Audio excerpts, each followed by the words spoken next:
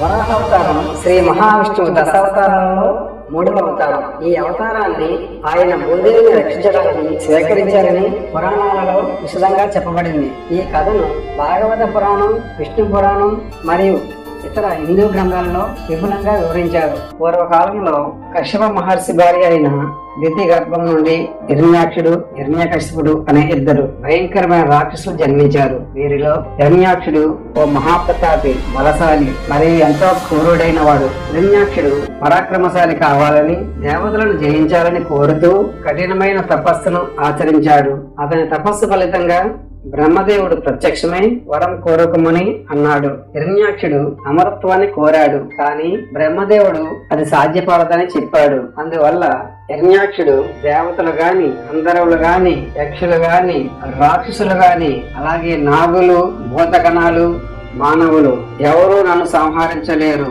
అటువంటి వరం ఇమ్మని కోరుకున్నాడు. బ్రహ్మదేవుడు ఆ వరాన్ని ప్రసాదించాడు. ఆ వర ప్రభావంతో హిరణ్యాక్షుడు అపారమైన బలం సంపాదించి 3 లోకాలను జయించేందుకు బయలుదేరాడు. అతను దేవతలపై భీకరమైన దాడులు చేయసాగాడు. దేవతలు భయపడిపోయి స్వర్గాన్ని విడిచి పారిపోయారు. ఆ తర్వాత అతను సముద్రాలని, పర్వతాలని, అగ్నిని, వాయువుని కూడా ఎదుర్కొని తాను అపారమైన శక్తిమంతుడిని అని నిరూపించుకునే ప్రయత్నం చేశాడు. ఈ 3 లోకాలలో ఎవరూ అతనికి సమానంగా నిలబడలేకపోయారు. ఆ అహంకారంతోనే ఈ భూమిపై కూడా నాకు సాటి ఎవరూ లేరు, నేను సర్వాధికారిని అని భావించాడు. అందుకే భూదేవిని సముద్రంలోకి నెట్టేశాడు. భూదేవి ఆ రాక్షసుడి చేతిలో బంధించబడింది. అతనికి భూమి కూడా ఒక ఆట వస్తువుగా మారిపోయింది. భూదేవి అతని చేతిలో బాధపడుతుండగా దేవతలు భూదేవిని రక్షించమని ఆ మహావిష్ణువుని ప్రార్థించగా, ఈ క్రమంలో బ్రహ్మదేవుడు కూడా మహావిష్ణువుని ధ్యానించసాగాడు. అదే సమయంలో బ్రహ్మదేవుని నాసిక నుంచి ఒక చిన్న వరాహం అనగా పంది ఆకారం గల జీవి బయటకు వచ్చింది. అది అతి సూక్ష్మమైన జీవిగా ఉండి క్రమంగా పెరుగుతూ మహాకాయుడిగా మారింది.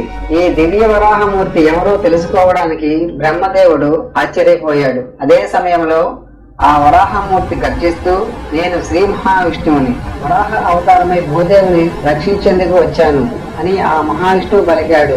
ఆ ధరించిన వరాహ రూపం ఎలా ఉందంటే, కొండలంత పొడవైన శరీరాన్ని కలిగి అతి భీకరమైన గర్జనతో ఈ సముద్రాన్ని ఓరెత్తిస్తుంది. దివ్యమైన శక్తులు, మహాబలాన్ని కలిగి ఉంది. కాంతి పుంజముల, బంగారు రామాలతో, పదునైన పొంతలతో, రక్త వర్ణపు కళ్ళతో వరాహ స్వరూపంలో భూమిపై అవతరించాడు ఆ మహావిష్ణువు. అనంతరం ఆయన విశాలమైన రూపంతో సముద్రంలోకి దూకాడు. సముద్రం మహావిష్ణువుని గంభీరమైన శబ్దాన్ని విని గాఢ భక్తితో అణుకువ పడిపోయింది. ఇది చూసి హిరణ్యాక్షుడు కోపంగా గర్జించాడు. వరాహుడిని చూసిన హిరణ్యాక్షుడు కోపంతో, ఎవరు నువ్వు?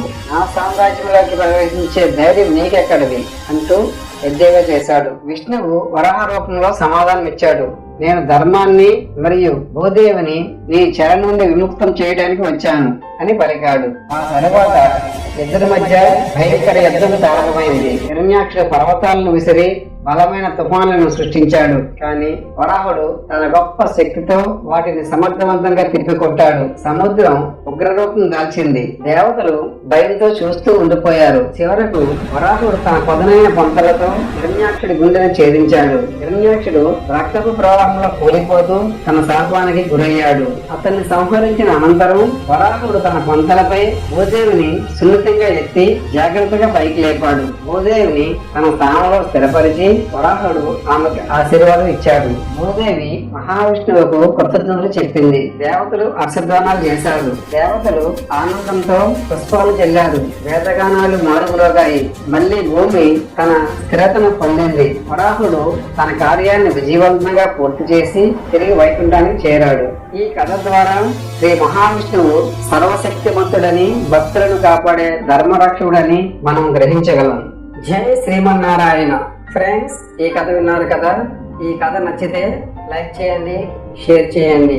ఇలాంటి మరెన్నో పురాణ గాథలు తెలుసుకోవాలంటే మా ఛానల్కు సబ్స్క్రైబ్ చేసుకోండి. జై శ్రీమన్నారాయణ అని కామెంట్ రూపంలో తెలియజేయండి. ఇంకా కొత్త వీడియోల కోసం బెల్ ఐకాన్ ను నొక్కండి. Thank you for watching.